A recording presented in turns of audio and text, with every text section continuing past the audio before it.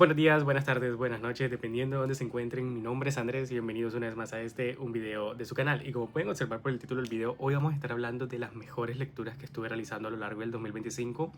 Estoy pensándome muchísimo si hacer el video de las peores lecturas porque es que sí, tuve unas joyitas, pero teniendo en cuenta que aquí es un top 15 y voy a hacer, creo que son 7 menciones honoríficas, me va a quedar muy extenso el video y no alcanzo a meter las decepciones y las peores lecturas. Hoy vamos a estar hablando de las mejores lecturas. Como se los había mencionado, tengo, creo que son 7 menciones honoríficas, que fueron libros con los que de pronto no se convirtieron en un nuevo favorito, un 5 estrellas, un 6 estrellas, como ustedes lo consideren, pero aún así fue una lectura memorable a lo largo del 2025. Eso sí, no hay ningún orden específico con el top 15, están de hecho organizados del último que leí al primero que leí a principio de año. El único es el número 1. El número 1 sí es como que la mejor lectura que tuve en el 2025. Aquí, como siempre, en mi libretica de anotaciones tengo todas las menciones honoríficas y el top para ir como tratando de mantener un orden y tratar de organizar mis pensamientos. La primera mención honorífica es Zona Ciega de Lina Meruane. Este es un libro de 3 ensayos que están enfocados en el ojo, en la vista, en la ceguera, y cada ensayo lo toca de una manera diferente, súper interesante. Son 3 ensayos. El primero se llama Matar un ojo, el segundo se llama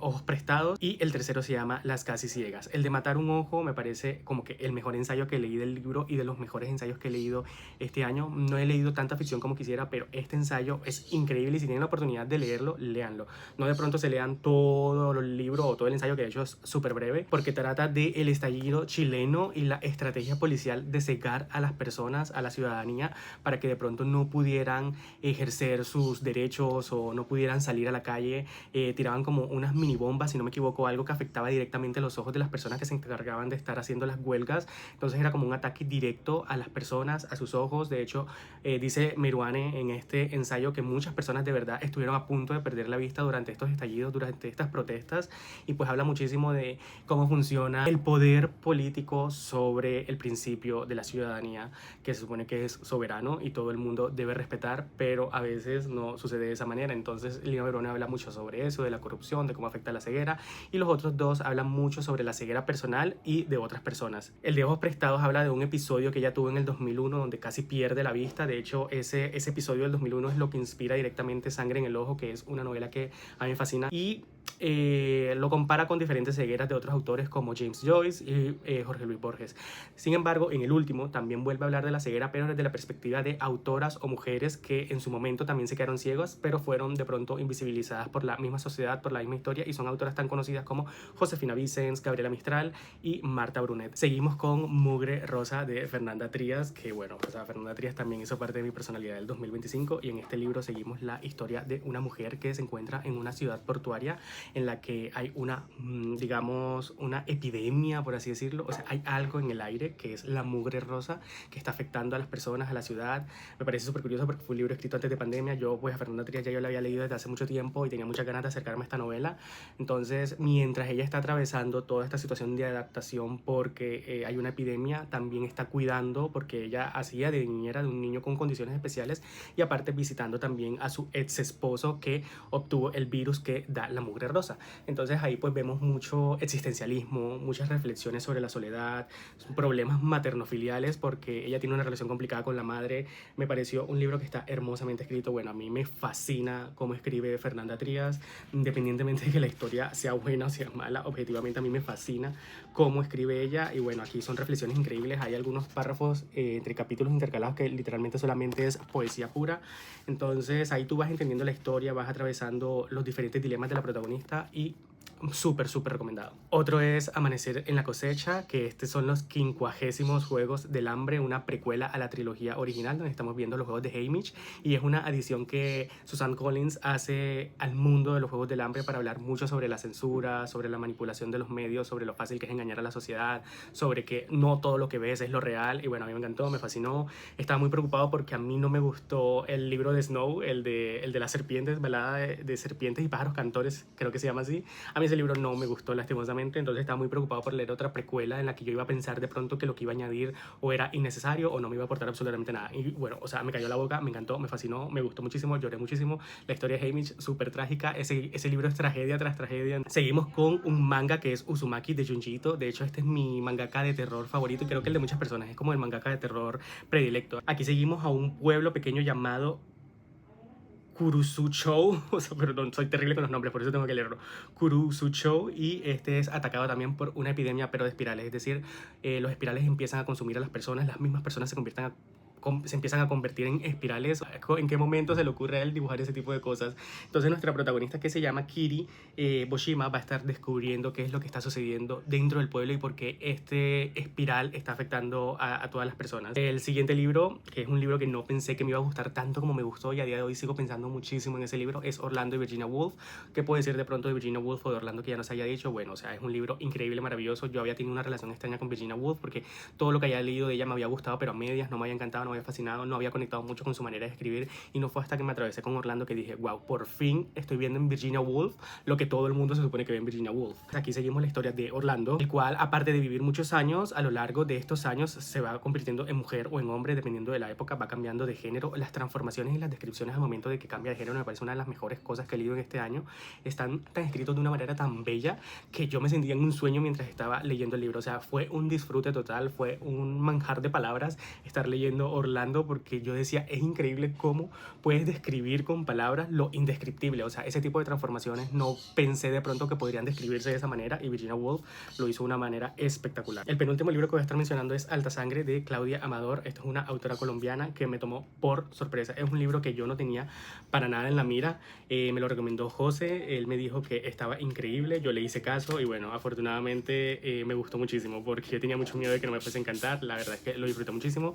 ¿De qué trata Alta Sangre? Bueno, Alta Sangre trata de vampiros en Barranquilla, o sea, la costa de Colombia, y todo sucede mientras está el carnaval de Barranquilla. Bueno, o sea, es un concepto fascinante porque uno dice, ¿cómo van a haber vampiros en Barranquilla, verdad? La cuestión es que lo disfruté muchísimo. Aquí seguimos la historia de una familia tradicional de Barranquilla en la que están preparando a la primogénita Julieta para poder ser la reina del carnaval. Entonces esta es una familia que está llena de mucha ambición, de mucha hambre, mucha sed de sangre, y pues la matriarca está dispuesta a realizar cualquier cosa para poder conseguir que su nieta sea la reina del carnaval de Barranquilla. Entonces ahí vamos atravesando paganismo, supersticiones, brujería, malas lenguas. O sea, aquí hay una parte que se llaman las malas lenguas y es de lo mejor que he leído este año también. O sea, es fascinante la manera en cómo coge este concepto del chismorreo, de las malas lenguas. Aquí en las malas lenguas en Colombia, o bueno, en la costa, es como ese chisme que existe entre casa y casa, entre persona y vecina, entre, bueno, muy increíble ese concepto, cómo lo combina como con brujería. Lo disfruté muchísimo, es memorable. A día de hoy sigo pensando en esta historia, en el carnaval de Barranquilla atravesado por vampiros, o sea, sangre, brujas, increíble. Y el último libro que quiero mencionar aquí es Nuestras Mujeres, de Jennifer Thorndike. Este es un libro de una autora peruana. Aquí seguimos la historia de una doctora que realizó esterilizaciones forzadas a muchas mujeres de campo, del territorio rural, en forma de planificación disfrazada del gobierno para hacerlas estériles a todas por evitar de pronto la sobrepoblación, ¿verdad? Entonces es una planificación forzosa en la que se aprovecharon muchísimo de la ignorancia, porque esto está basado en hechos reales. Esto fue un episodio muy oscuro que ocurrió en Perú en los años 90, donde esterilizaron y mutilaron a muchísimas mujeres. De hecho, muchas murieron y el gobierno no quería reconocer la razón por la que estas mujeres habían muerto, y era mano de estos doctores que habían firmado prácticamente para mutilar a estas mujeres, teniendo en cuenta de pronto que era una cuestión moral horrible. Aún así se decidieron hacerlo por de pronto el dinero que iban a recibir a cambio. Entonces en esta historia seguimos a una mujer doctora que está escapando de la justicia y que está haciendo abortos clandestinos para poder sobrevivir el día a día. Y ahí ella va teniendo reflexiones sobre cuando estaba realizando las mutilaciones y actualmente, y una relación tóxica que tiene con otro doctor compañero que conoció también durante estas esterilizaciones masivas. Y bueno, es un libro terrible, es una protagonista, o sea, que tú no conectas en ningún momento, en el sentido de que todo lo que dice, todo lo que hace es horrible, pero o sea, la autora se pone en el papel de esta persona terrible y aún así logra contar una historia increíble que te gusta, que te mantiene al vilo de principio a fin. O sea, no hay ningún momento de descanso durante la historia. Yo desde que empecé no pude despegarme del libro, y de hecho estoy tan arrepentido porque yo tenía muchas ganas de comprarlo, porque yo dije que me iba a gustar, pero ustedes saben que uno no se decide mucho cuando desea comprar y hacer el gasto con un libro. Entonces lo leí en la biblioteca y ahora lo quiero, o sea, lo necesito en físico porque me gustó tanto que quiero anotarlo. Vamos a ver si va a poder grabar el video, porque parece que se están presentando todos los inconvenientes posibles y todos los ruidos posibles que me están impidiendo grabarlo. Ahora sí, vamos a estar hablando de los mejores libros del 2025, la crème de la crème, los 5 de 5 estrellas, 6 de 6 estrellas. Si ustedes no califican lo mejor que se ha leído en el 2025, son 15 libros que trataré de decirlo de una manera rápida para que el video no se haga eterno, el por qué me gustó y de lo que trata. Empezamos con, de hecho este libro lo acabé ayer y yo estaba pensando en no puede ser posible que acabo de leer mi último 5 estrellas del año a 30 de diciembre, y es Las iras de la ira o The Grapes of Wrath de John Steinbeck, que yo lo tengo aquí en esta edición de Penguin Clásicos en inglés, porque ya había leído en algún momento que las traducciones al español de John Steinbeck como que le cambiaban muchísimo la manera en la que él escribía.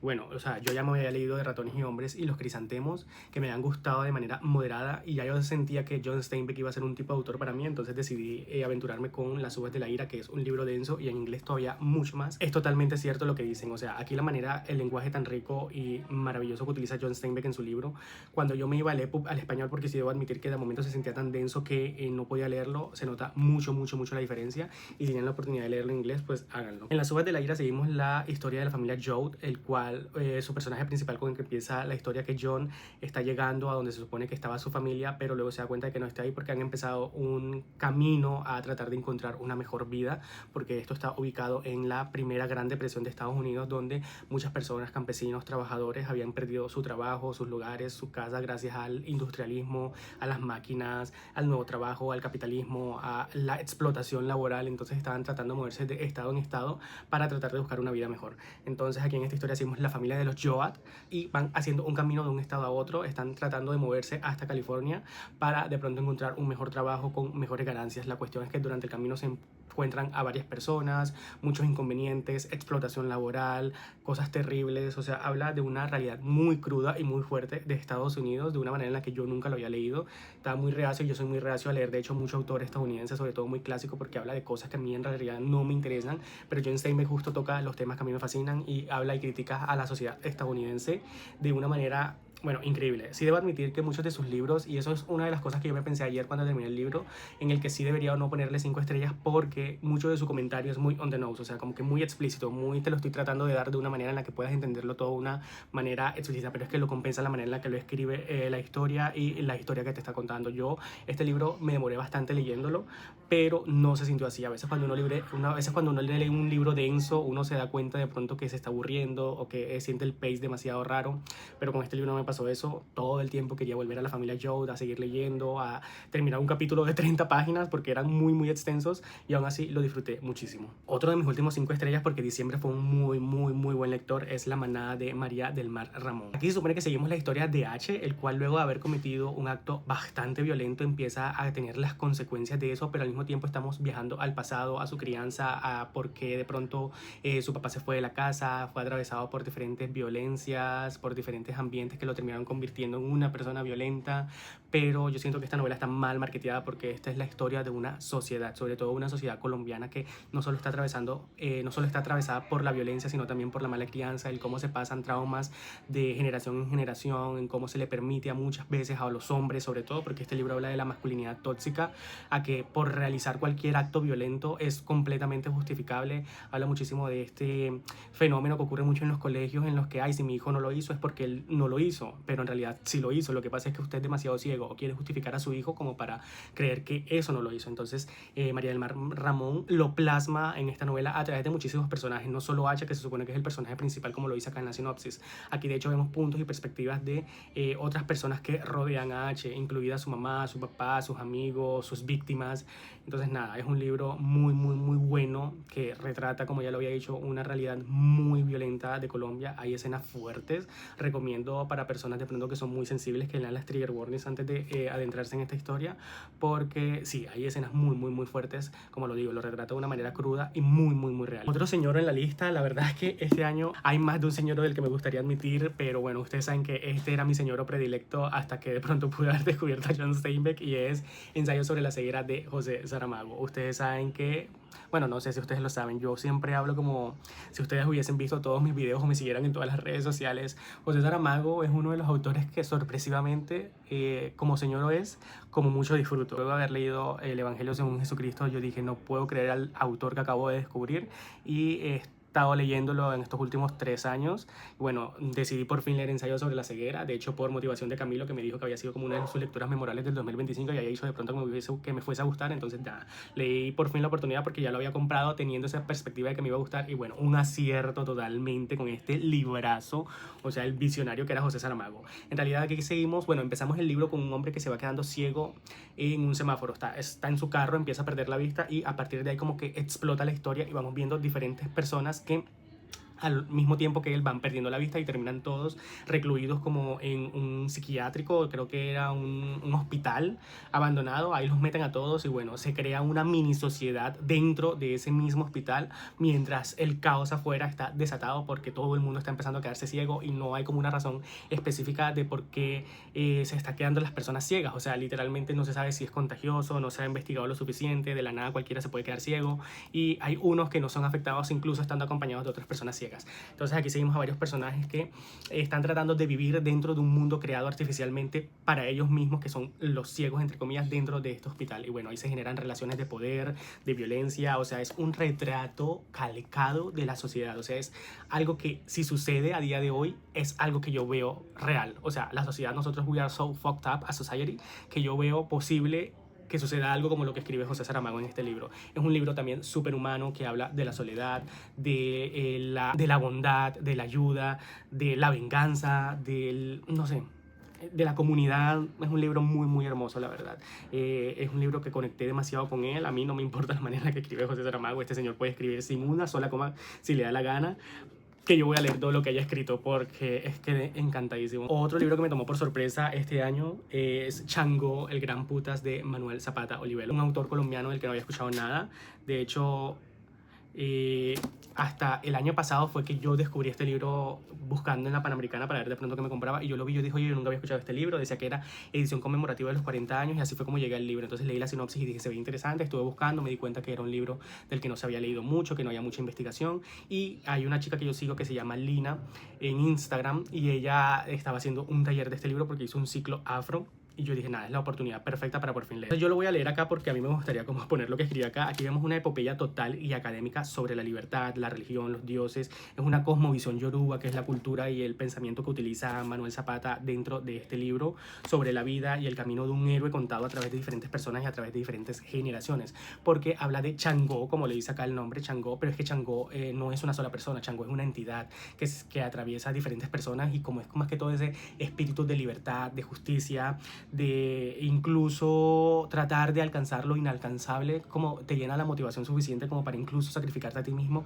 con tal de conseguir la libertad de tu pueblo. Es un libro totalmente académico, es un libro que no recomiendo a cualquier persona, siento que es un reto total, o sea, tienes que anotar muchas cosas, tienes que estar viendo en Google qué significa tal cosa, hay pocas anotaciones a pie de página. De hecho hay un prólogo en el que el mismo Manuel Zapata dice, deja llevarte por el libro, no importa que no entiendas nada de lo que estás leyendo, es posible que el contexto te ayude a entenderlo. Y bueno, aunque eso sí es verdad, aún así tienes que hacer uso del Google para tratar de entender un poco de lo que te está contando, porque es que son 5 novelas contadas a través de una sola historia y seguimos generaciones, personajes diferentes que de la novela 1 se conectan a la novela 4. Entonces sí, es un libro que se necesita y requiere mucha paciencia para leerlo, pero aún así lo recomiendo muchísimo. Habla mucho de la literatura colombiana que ha sido olvidada, o sea, es un autor negro de hace más de 50 años. Esta novela tiene 40 años desde que se publicó esta edición y esta edición es del 2023, del 2023. Entonces, bueno, pensar que existen libros en Colombia escritos por autores colombianos que hablan de la cultura negra, de la cultura yoruba, de la cultura orihuachi, de esta manera, es como, wow, te abre mucho la perspectiva frente a ese pensamiento tan occidentalizado que tenemos y eurocentrista sobre las historias. Entonces, nada, muy, muy, muy buen libro, una de mis lecturas más memorables, que voy a regresar mucho a este libro. De hecho, como lo había dicho, o sea, tengo muchas anotaciones, tengo muchas reflexiones al respecto sobre esto. Luego, pues acompañado con el taller de línea y las otras personas que hicieron parte del taller, bueno, increíble, experiencia 10 de 10 y de lo más memorable también de este 2025. Seguimos con un chiste personal, lo digo como chiste personal porque esto es, a ver, Agua Viva es amado por muchísimas personas, personas, pero justamente Agua Viva de Clarice Lispector, que es el próximo libro del que quiero hablar en este momento, yo lo elegí para un club de lectura. O sea, tenía que elegir una lectura, decidí elegir Agua Viva. Yo quería leer a Clarice Lispector y bueno, Agua Viva, todo el mundo conoce Agua Viva, ¿verdad? Supongo que sí. Entonces, la cuestión es que a nadie del club le gustó el libro. Yo fui el único que de verdad disfrutó el libro de Clarice Lispector hasta tal punto de ser uno de mis libros favoritos del 2025 y no me voy a callar, nadie me va a silenciar, ni mucho menos todas esas personas que estaban en ese club de lectura que solamente hablaron mal de este libro y me atacaron directamente a mí y me lo tomé muy personal, ¿verdad? No, mentira. Pero Agua Viva a mí me fascinó, me encantó, o sea, no, Agua Viva es una novela, escrito, reflexión, diario, monólogo, o sea, es inclasificable. Ahí en ese club de lectura hubo muchas reflexiones sobre eso, de qué era lo que estaba escribiendo Clarice Lispector a través de todo este flujo de conciencia de muchísimas palabras y reflexiones: amor, odio, tristeza, obsesión, depresión, anhelo. Entonces, hubo muchas perspectivas mixtas sobre de qué manera narrativa podríamos clasificar esta novela. Y al final del día, siento que ni siquiera la misma Clarice Lispector sabe cómo catalogar esta novela. Entonces, Agua Viva es una experiencia de vida. Tú tienes que leerla para poder entender la maldita vibra, y si no te gusta el libro, pues ya, ahí acaba tu historia con Agua Viva o con Clarice Lispector, allá verás tú. Pero si entiendes la maldita vibra, vas a entender y conectar con toda lo que se está contando. O sea, es que no quiero decir que es una historia, porque sí, o sea...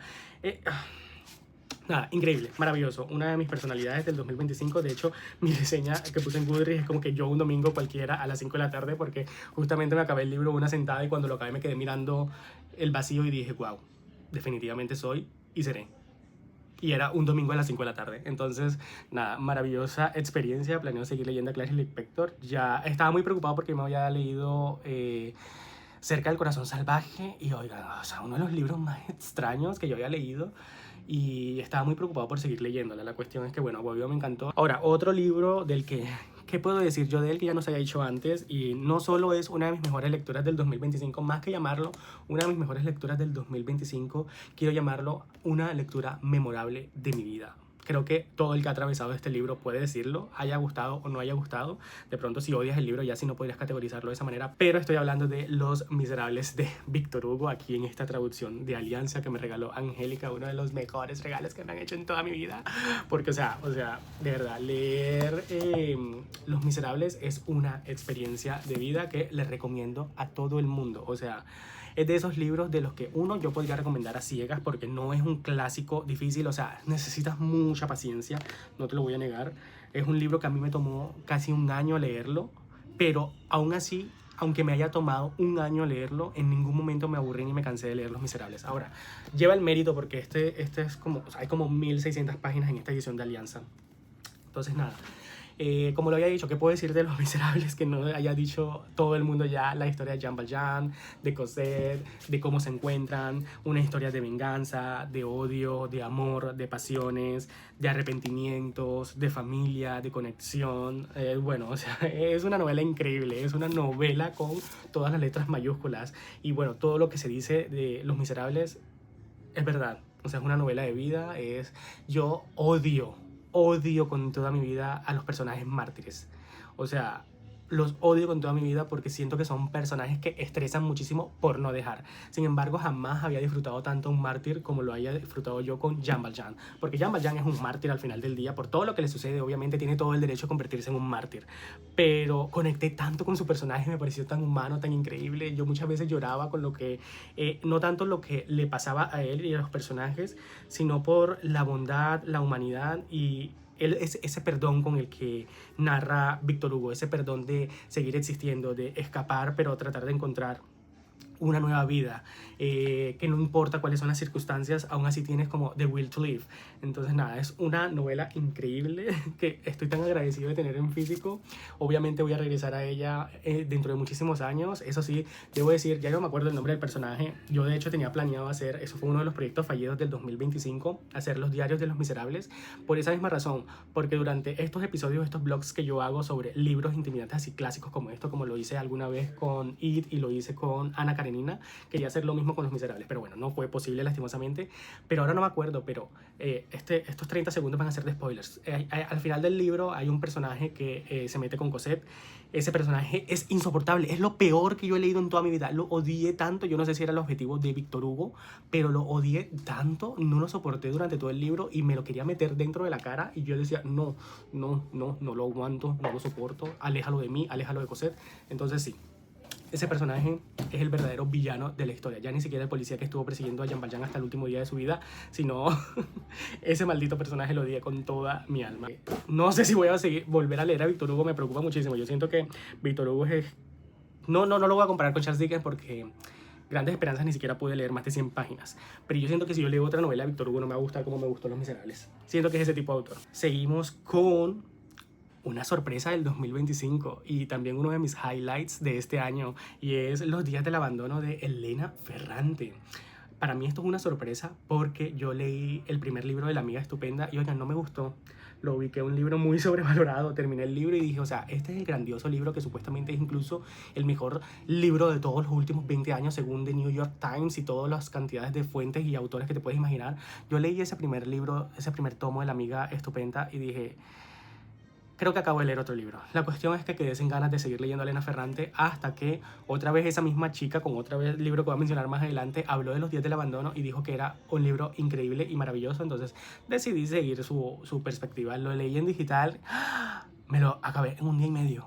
Quedé obsesionado. ¿De qué trata Los días del abandono? Trata de la historia de una joven madre de 2 hijos que es abandonada por su esposo y empieza a tener una crisis existencial y de vida porque ella empieza a pensar si la abandonó por una mujer más joven. Ya de pronto mientras tú vas leyendo el libro te vas enterando si eso es o no es cierto, pero bueno, ella empieza a tener una cantidad de psicosis, pensamientos intrusivos, hay mucha violencia a lo largo de este libro, una trigger warning muy grande, y es que no sé si entra dentro de spoiler, pero si van a leer Los días del abandono tengan en cuenta que hay una escena de maltrato animal. O sea, por más que yo considere este libro increíble, esa escena de maltrato animal es muy fuerte y yo sé que muchas personas no suelen disfrutar el maltrato animal dentro de los libros.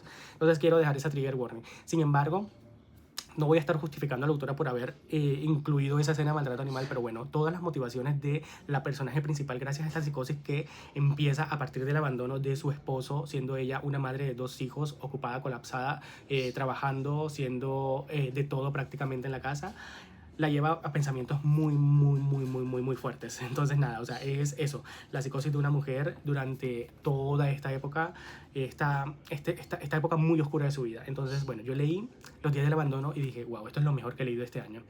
Y la cuestión es que este hace parte de Las Crónicas del Desamor, que es una trilogía involuntaria que comparten los temas de mujeres abandonadas, atravesadas por la soledad, deprimidas, o sea, como el Unhinged Woman clásico de preferencia para Elena Ferrante.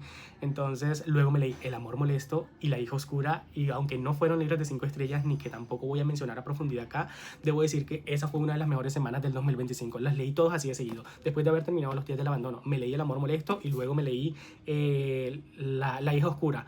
Entonces los acabé todos en el span de 4 días y dije, wow, no puedo creer que esta sea la misma señora que escribió La amiga estupenda, y esto fue una experiencia tan grata que incluso estoy repensándome si leer La amiga estupenda. O sea, es continuar con el segundo libro y terminarme la tetralogía. Seguimos con otro libro que apareció en el Book Tag de medio año y efectivamente también iba a aparecer acá, y es El monte de las furias de Fernanda Trías. Después de haber leído Mugre Rosa, que Fernanda Trías sale en este video 2 veces, dije, necesito leer todo lo que esta señora haya escrito. Entonces justamente estaba recién salida del horno El monte de las furias, que de hecho ganó el Sor Juana por segunda vez. Fernanda Trías, o sea, con esta novela ganó por segunda vez el Sor Juana. Aquí seguimos la historia de una mujer que se va a la montaña para ejercer el trabajo de vigilante, por así decirlo, como para cuidar la montaña, pero no en cuanto a seguridad, sino en cuanto a naturaleza, ¿verdad? Sin embargo, ella se ve atravesada por la misma montaña y ella se convierte con una sola en la misma montaña. O sea, no sé, es un libro súper onírico, súper interesante, súper fascinante, recontra experimental. Hay cuestiones de gráficos. Miren, por ejemplo, a mí me encanta encontrarme un libro con esto. De verdad que sí. Obviamente no es que estén los cuadros ahí porque sí, por no dejar, sino porque hay una razón para estar. Y nada, ella empieza a tener diferentes reflexiones mientras está viviendo en la montaña, no tiene contacto con la humanidad, se da cuenta que la humanidad es como que una porquería y con la naturaleza sí puede ser una persona como que ella misma en todo su esplendor, con toda su honestidad, mientras que dentro de la sociedad, en el pueblo, se da cuenta que todo es una porquería, tiene una relación bastante compleja, que es algo que yo me he dado cuenta en los libros de Fernanda Trías, con su madre, o sea, tiene temas muy maternofiliares atravesados dentro de su literatura, entonces eso me parece muy interesante también ir descubriendo dentro de sus libros. Ya profundicé mucho sobre este libro en el book tag del medio año, entonces tampoco voy a hablar mucho de esto. Seguimos con Beloved de Toni Morrison, otra autora que repite con una de mis mejores lecturas del 2025, porque yo adoro a esta señora. De verdad, me parece increíble todo lo que ha escrito. No hay libro que yo haya leído de ella que no me haya gustado hasta el momento y espero que no me vaya a suceder. Aquí en Beloved seguimos la historia de Seth, que es una madre que a causa de la esclavitud decide matar a su hija recién nacida para que no atraviese los horrores del mundo en el que ella se encontraba en ese momento. La cuestión es que luego de haber realizado este acto tan violento y tan fuerte, lleno de mucha valentía, su hija Beloved empieza a perseguirla a lo largo de los años, incluso cuando ya la esclavitud fue abolida, está viviendo en una casa, está tranquila, había formado una nueva familia.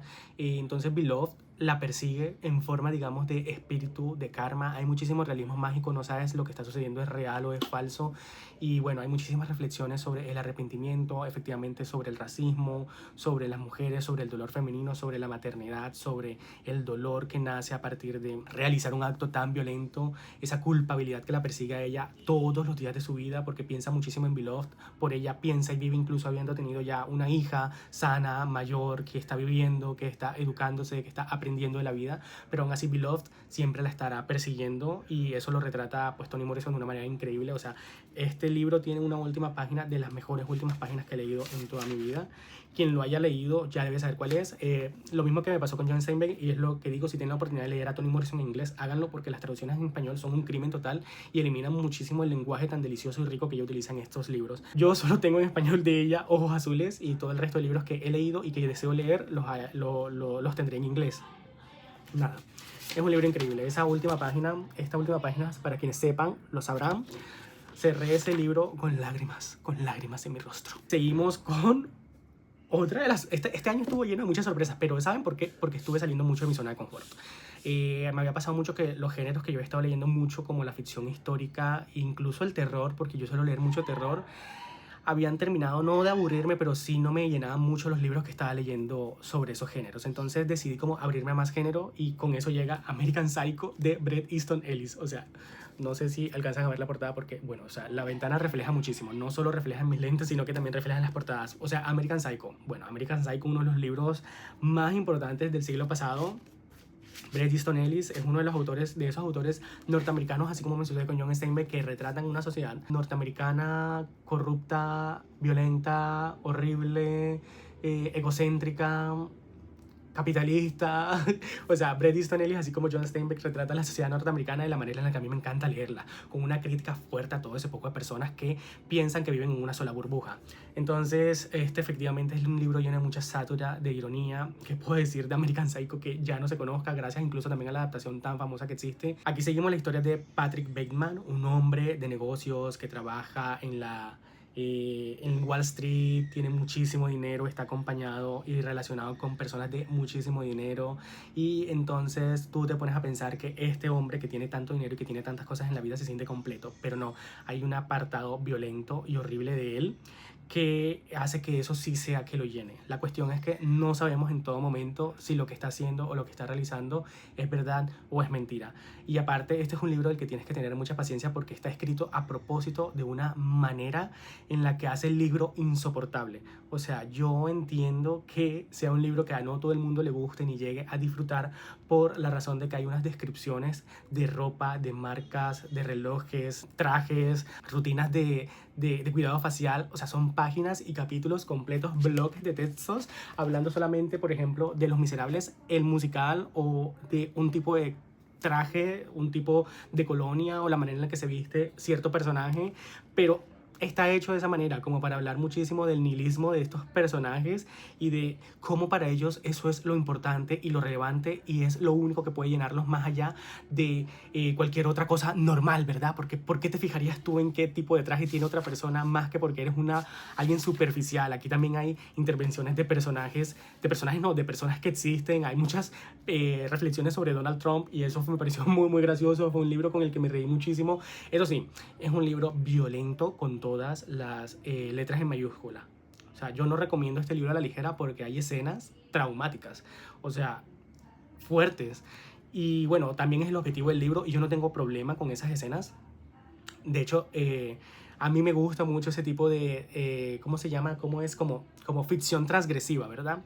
Como me gusta mucho leer ese tipo de libros en el que te retratan, pues, de una manera exagerada, en una hipérbole, la sociedad como tal, violenta, a partir de metáforas tranquilas como lo puede ser el capitalismo, ¿verdad? Entonces eso hace Bret Easton Ellis en este libro. A mí me gustó muchísimo, no lo voy a negar, fue parte de mi personalidad este año y de hecho a partir de este libro he seguido leyendo al autor y planeo seguir leyéndolo. De hecho este autor aparece en mis 26 libros para el 2026, que si saben cuál es el libro del cual era en el 2026 vayan a ver el otro video. La cuestión es que bueno, lo disfruté muchísimo y a este libro llegué por el otro libro que ya les voy a mencionar, porque no es que yo haya querido leer este libro de curiosidad, obviamente sí de curiosidad, pero en realidad fue porque esa misma autora, que gracias a ella llegué a Bret Easton Ellis y a Los días del abandono de Elena Ferrante, yo leí Boy Parts de Elisa Clark, otro de mis libros favoritos del 2025, que yo todavía recuerdo haber terminado este libro y yo dije, yo no sé si esto es lo mejor o lo peor o la gran porquería que yo he leído en toda mi vida. Y es que yo lo entiendo perfectamente, o sea, este es un libro que tiene opiniones demasiado mixtas, o te gusta mucho o no te gusta absolutamente nada, y créanme que yo entiendo ambas,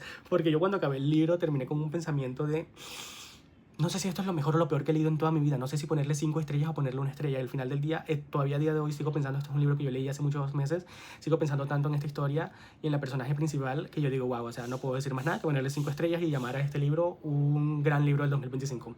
Entonces, la cuestión es que yo llegué a este libro porque decían que era American Psycho, pero escrito desde la perspectiva de una mujer y por una mujer. Entonces, ustedes saben que ese tipo de premisas a mí me llaman muchísimo la atención y decidí leerlo. Entonces me gustó tanto que luego me leí American Psycho. Entonces puedo decir que yo leí American Psycho gracias a Elisa Clark. La cuestión es que aquí seguimos el personaje de Irina, el cual es una fotógrafa, pero es una fotógrafa curiosa porque solamente fotografía a hombres con un aspecto bastante peculiar en situaciones incómodas. Su trabajo no pasa desapercibido y hay una, ¿cómo se llama esto? Cuando como quieren exhibir tu arte, se comunican con ella y le dicen como que, oye, vamos a mostrar las fotografías porque su arte me parece súper interesante, entonces necesito que me consigas tantas fotos. Entonces cada capítulo está dedicado como a una persona a la que le tomó la foto y todo lo que atravesó hasta el momento de que le tomaron las fotos o lo que atravesó con esa persona. La cosa es que mientras estamos descubriendo el pasado de Irina y cómo se relacionó con esos personajes, también vamos descubriendo una historia turbia por la que ella atravesó y no sabe todavía si pasó o no sucedió. Y eso es algo que tú tienes que ir descubriendo a lo largo del libro. O sea, es la pretenciosidad en todo su esplendor, no lo voy a negar, es un libro pretencioso, pero a mí me gustó, I ate it up y lo disfruté muchísimo. Otra vez, no es un libro tan violento como American Psycho, pero sí pasan cosas bastante transgresivas y fuertes, entonces lo mismo, léanlo bajo su propia responsabilidad. Ya estamos acabando, no se preocupen, ya nada más quedan 3 libritos acá que afortunadamente tengo en físico. Ha sido el año de leer mucho de mi TBR física, que terminó convirtiéndose en libros de 5 estrellas, o comprar libros que me encantaron y me fascinaron tanto que los terminaba comprando porque los había leído en digital. El siguiente es una autora que repite y me encanta verla acá, y es Laura Restrepo con La novia oscura. O sea, yo después de que leí Delirio, yo dije que yo tenía que leer todo lo que esta señora había escrito. La cuestión es que haya llegado a un punto en el que sí había leído ya había leído varios libros de Laura Restrepo y muchos son muy memorables y muy buenos. Me parece una autora grandiosa que si alguien merece algún premio o relevancia actualmente es ella, sobre todo en el ámbito colombiano. Siento que hay autores que tienen mucho más reconocimiento que ella y es el que ella merece en realidad. No voy a meterme en eso, no voy a meterme en eso. La cuestión es que La novia oscura me tomó por sorpresa porque sí, obviamente era uno de los libros de ella que yo quería leer, pero no pensé que me fuese a encantar tanto. Lloré con este libro. O sea, es un trabajo entre periodístico, entre ficción, sobre un pueblo que o existe o existió, sobre un barrio que fue atravesado por la violencia en Colombia. La novia oscura es la personaje principal, digamos, de este libro y es por la que todos los personajes se ven atravesados, pero nunca está contado desde su perspectiva. ¿Por qué? Porque lo que conocemos de este manuscrito como tal es la noticia como tal, la historia escrita desde una periodista que va a la Catunga para hablar sobre no solo el barrio ni la capitalización del mismo, porque como descubren petróleo empiezan a meter una cantidad de máquinas y obviamente empieza a cambiar el mercado, la gentrificación, empieza todo a subir de precio, la gente empieza a migrar, empieza a moverse del lugar porque está siendo como invivible, hay mucha explotación laboral, mucha mala paga. Entonces todo eso lo vemos a través de las personas que esta narradora está entrevistando y tratando de conocer de Sayonara, que es la novia oscura. De ella nunca conocemos ni qué fue lo que pasó porque es una persona muy mística, pero estamos tratando de descubrirlo, ¿verdad? Sin embargo, eso es solamente la excusa para contar sobre el barrio de la Catunga y una sociedad colombiana atravesada una vez más por la violencia, por la pobreza, por la explotación laboral y por el olvido del mismo país, porque es ese tipo de barrios, ese tipo de pueblos que son abandonados totalmente por la política, por los mandatarios, y solamente interesa para explotar, para sacar el dinero, para vendérselo a las empresas gringas, que estos hagan y deshagan con los trabajadores y empleados. Entonces es una historia muy triste, es muy deprimente, lloré muchísimo.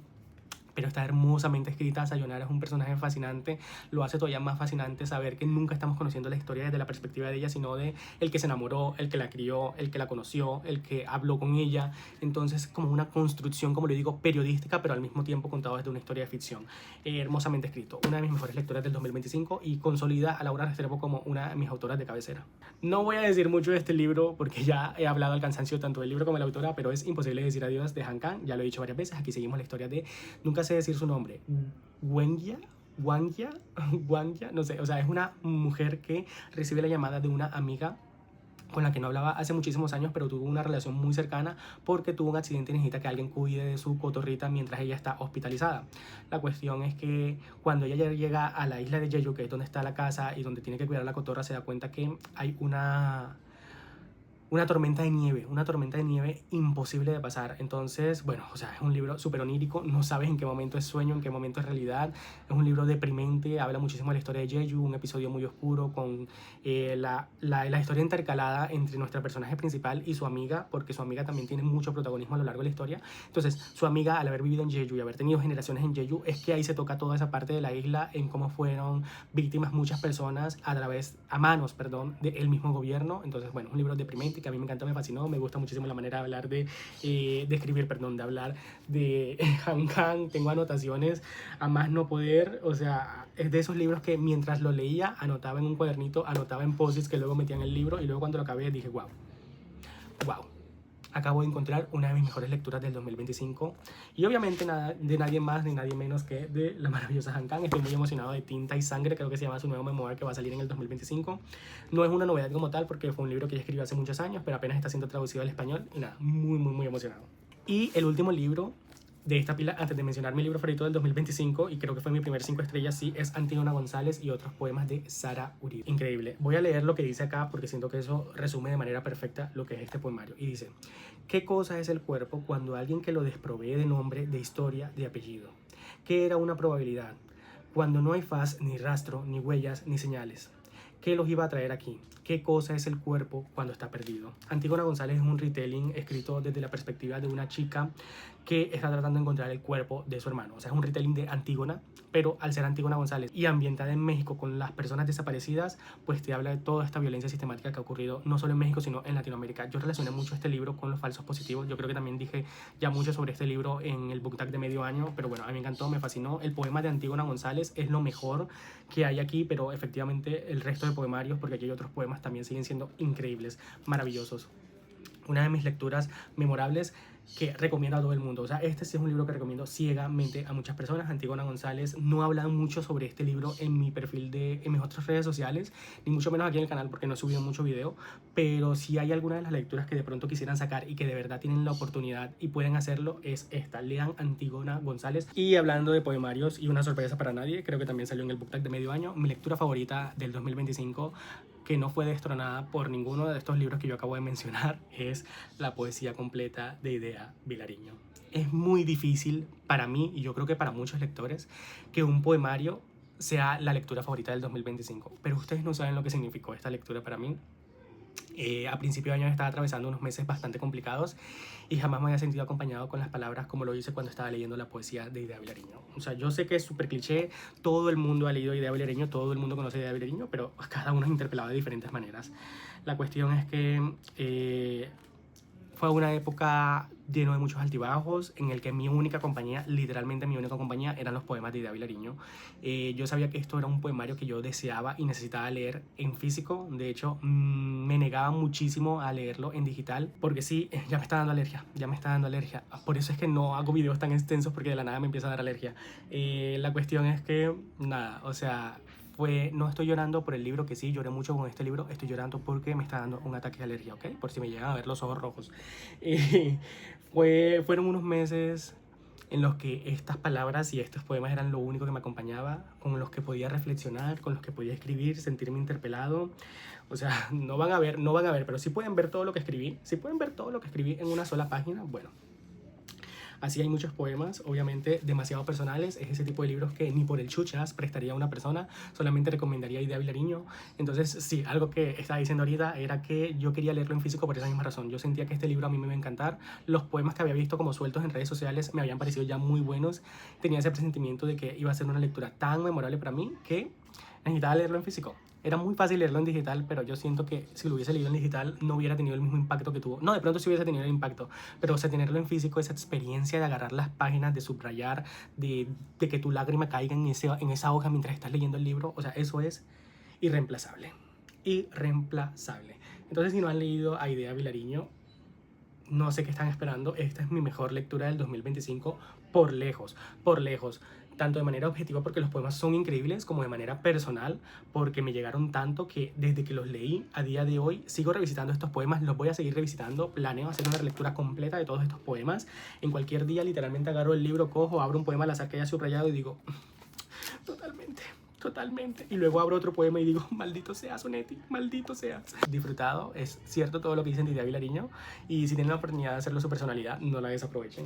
Entonces nada, esos son todos mis libros favoritos del 2025. Quedó un video muy extenso, espero que hayan tenido paciencia. Pero al final del día lo merece. Lo merece, ¿por qué? Porque estuve tantos meses sin subir videos ni hablar de libros que creo que el mejor favor que puedo hacerles es grabar un video así de extenso. Nada, espero que lo hayan disfrutado. Si leyeron algunos de estos libros, tanto las menciones honoríficas como el top 15 de todos los libros a los que les di 5 estrellas. A veces soy muy malo expresándome, resumiendo los libros o hablando sobre ellos, pero espero que hayan disfrutado el video, que alguno de estos libros les haya llamado la atención si no lo han leído todavía, y no duden en dejármelo en los comentarios. Ustedes saben que me encanta charlar con ustedes y nada, nos vemos en un próximo video, probablemente el de las peores lecturas. Este lo voy a subir primero porque siento que el de las peores lecturas es como que por ahí. Nada, nos vemos en un próximo video. Hasta luego.